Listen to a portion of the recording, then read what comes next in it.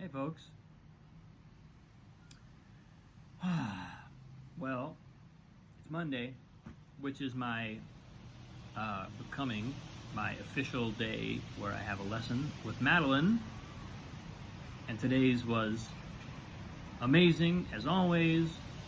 My God, what a new revelation this is for me to be truly kind of getting under the hood of my playing. It's really what's remarkable to me is just how it really is kind of like excavating. It's almost like the work that you would do if you. This is maybe I don't want this analogy to sound flippant, but if there were trauma in your past and you have to go back into your past to kind of excavate that and re-experience it and see all the ways that it's triggering current behavior.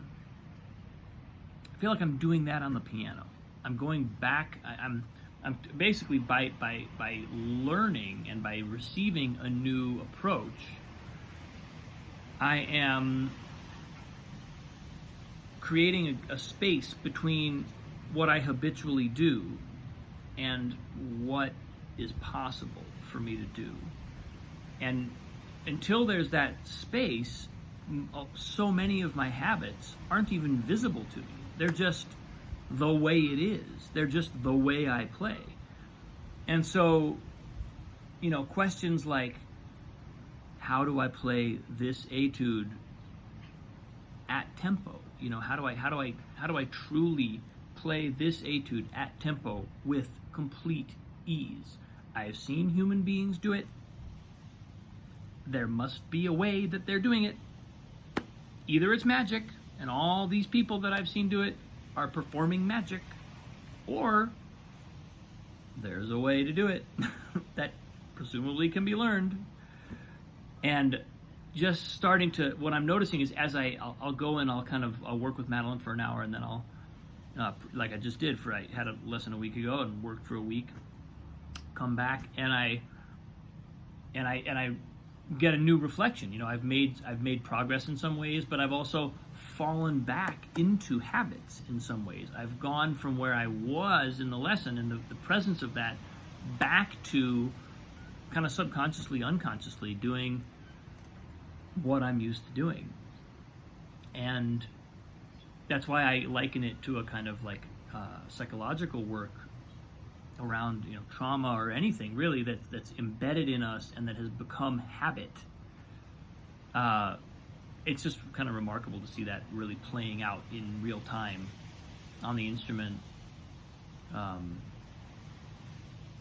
And the rule is always just slow down, become more conscious. She identified today in me an energy that was just trying hard, really wanting to get it, and she totally called me on it. And I was like, even though I felt like I was sitting back and being relaxed, I totally felt that I was leaning into a kind of just a little more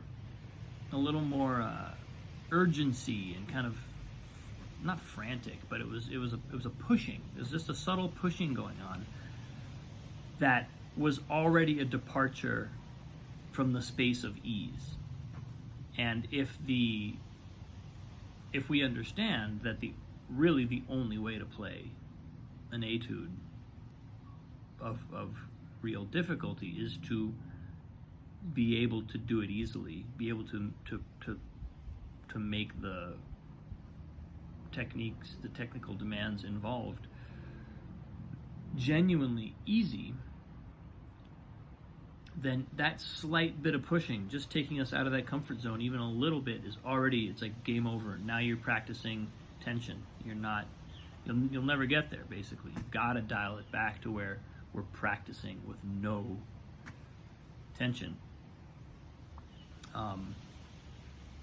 And that was just a huge It's one of these things where it's, I know this is the journey. I've been on this journey for so long. It's absolutely, I fully understand that this is how it works, and yet each step is a new one. Each next layer is a next layer, and I kind of have to surrender to that process and just be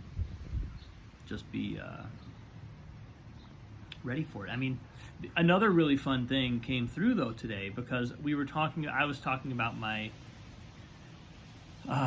having kind of hit on this recognition that the creative process essentially is a spiritual path. And because that's the case, we can consciously approach it that way. We can take our creative process and engage with it in the same way that we would engage with a meditation practice in one of the wisdom traditions, or any of the kind of great spiritual traditions that are, stepping stones to enlightenment. The creative process is one of those processes.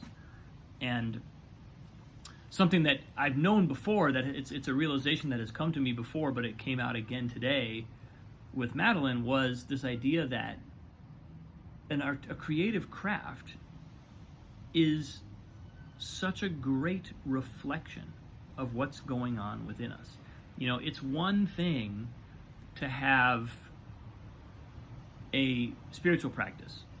I mean, I think it's a vital thing. As I said many months ago on this post, I consider my life to have been really deeply, sort of irrevocably changed when I decided meditation practice and engaging with a spiritual practice in a committed way was the number one priority in my life. That changed everything, because that practice, that orientation orients everything else. Everything else in my life hangs from that, and that really opens doors in the rest of the work that I'm doing. And a creative practice is something tangible and concrete from which we get a very direct and very indisputable reflection. So in other words, it's different to sit in meditation, and we will get a reflection from meditation too, but it's all kind of happening inside our head. Unless we have a guru, unless we have a teacher, unless we're in the context of a kind of spiritual practice that is, like the monks would have been, or various people throughout the ages might have found themselves in an actual, an environment that was deliberately tailored for that. But most of us don't live like that anymore. And so our spiritual practice is primarily an internal endeavor. It's primarily, we meditate and then we feel what it feels like to have meditated. We reference ourselves. And that can just get very internal. Whereas you play an instrument, you're getting an immediate reflection just from the instrument. Even if nobody else is in the room, there's an immediate reflection from the fact that the instrument, is the instrument provides a vast amount of direct, concrete, tangible information right as soon as you sit down and touch it. You've got that feedback. Add into the mix other people, especially, highly qualified other people, someone like Madeline, an amazing teacher, just a master.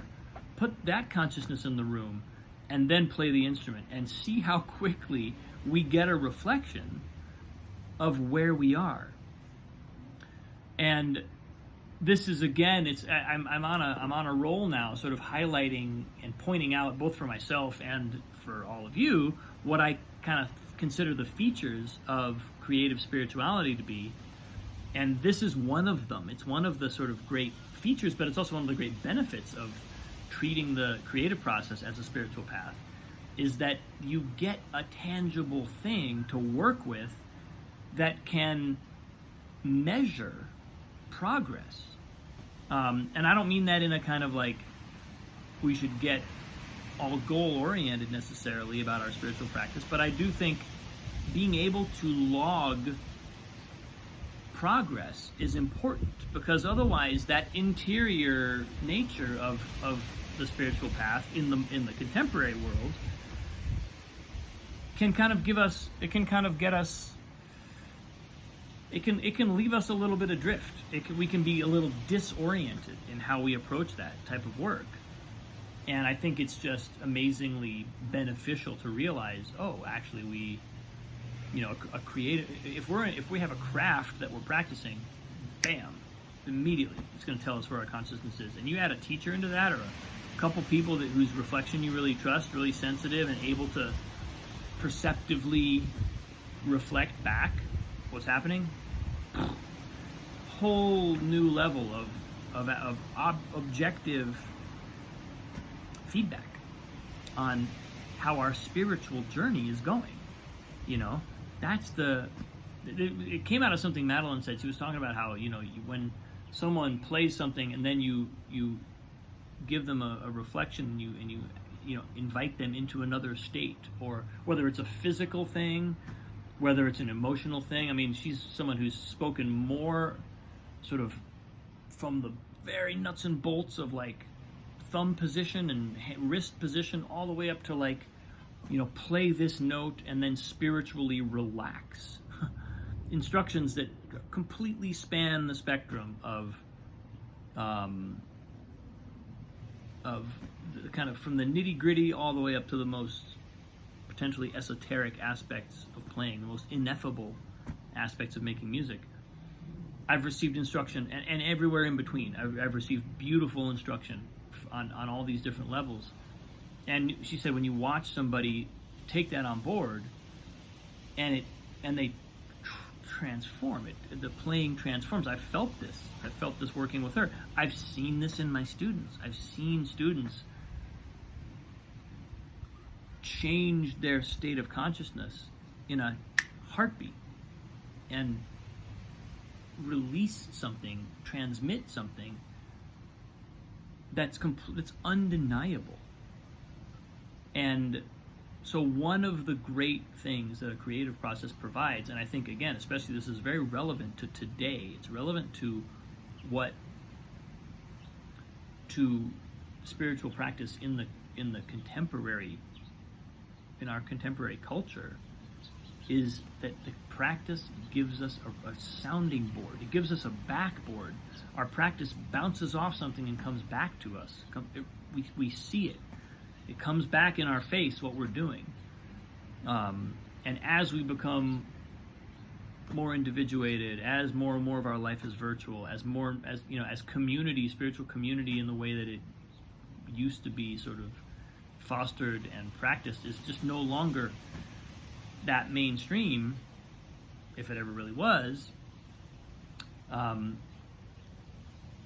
Creative spirituality becomes a beautiful path. It's available to literally anyone, and it's like the human journey through a chosen form of expression. What could be more exciting than that? What could be more amazing, beautiful? So that's what came through today, people. Thank you, as always, for watching. Thanks for being in my life. I appreciate you so deeply. Much, much love. I'll see you tomorrow.